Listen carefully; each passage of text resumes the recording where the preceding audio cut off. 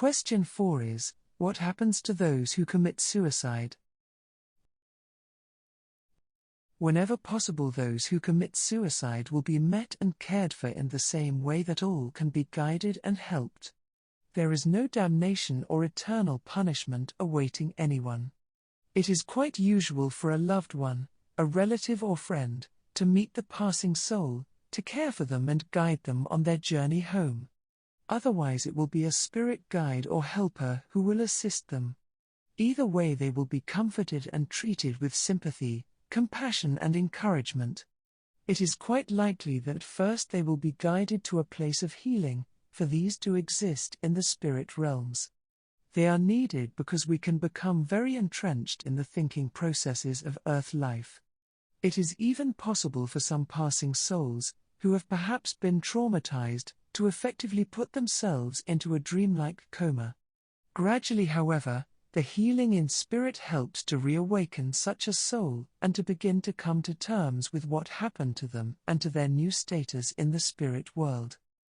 The act of suicide, although it draws no punishment, is one that most who experience it later regret. This is because life on earth is effectively considered a gift and something precious to be valued.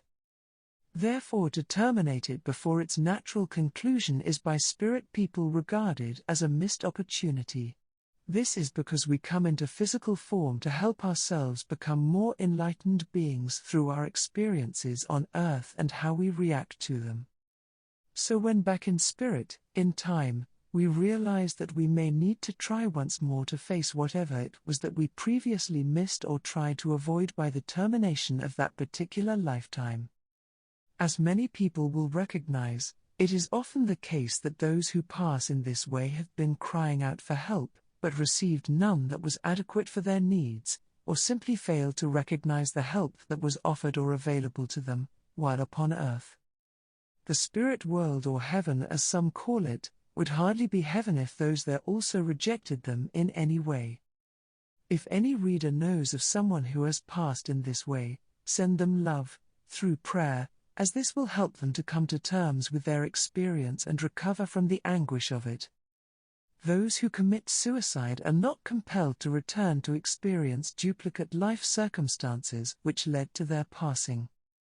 Although, in time, they may wish to return and continue to experience and learn, for even in suicide, and the experiences which led to it, some lessons may have been learned.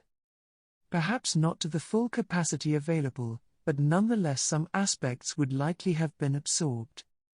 The victim may of course suffer great remorse over their actions, and this will partially be a reflection of their belief system before passing. If they regard what they did as a sin against God, then they may indeed suffer great anguish and shame. Worst of all, I think, would be the knowledge that they had terminated a plan that may have provided the opportunity to take a step forward in their spiritual progression. Perhaps, for example, their suffering was preparing them for a wonderful future of service to others which in time would have proved richly fulfilling. There are of course many reasons for suicide, such as being unable to bear continued physical pain caused by accident, illness, disease or torture, or through suppression in certain countries, offering little hope of what seems a worthwhile existence.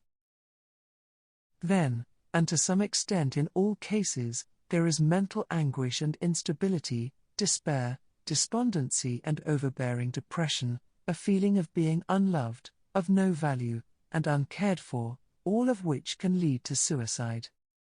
As I have said, all who commit suicide are met whenever possible, but sometimes it is not immediately possible for them to be met. This is not because those in the spirit world do not love and want to help them, for it is always the case that they do. However, on certain occasions individuals who pass unnaturally, whether an act of suicide or any other form of passing, will not accept or believe that they have actually passed. They find, for one thing, that their new spirit body is identical to their former body on earth, and it does feel as tangible to them, as our bodies feel to us upon earth. Consequently, they may refuse or reject the attentions of spirit helpers. Alternatively, they think they are dreaming and effectively run away from those they consider dead or unknown to them. Many who commit suicide, of course, do not truly mean to succeed, and after passing, through desire, remain attached to the earth plane. They may also be held close to earth by their mental and emotional state and ties, perhaps desiring to remain near to another individual upon earth. Or perhaps they will wish to remain within a particular area or building to which they feel an attraction, such as their former home on earth. Indeed, the state of mind, and preconceived ideas, can be of vital importance. If one expects to be alone, at rest, awaiting a day of resurrection at the last trumpet, then they are likely to create this seeming reality for themselves. Knowledge, the truth that a beautiful spirit world full of life and happiness exists, and eventually awaits us all, is therefore of great importance. It could save untold numbers who have been misled by certain man-made religions from needlessly inflicting the conditions of a self-made purgatory upon their very self.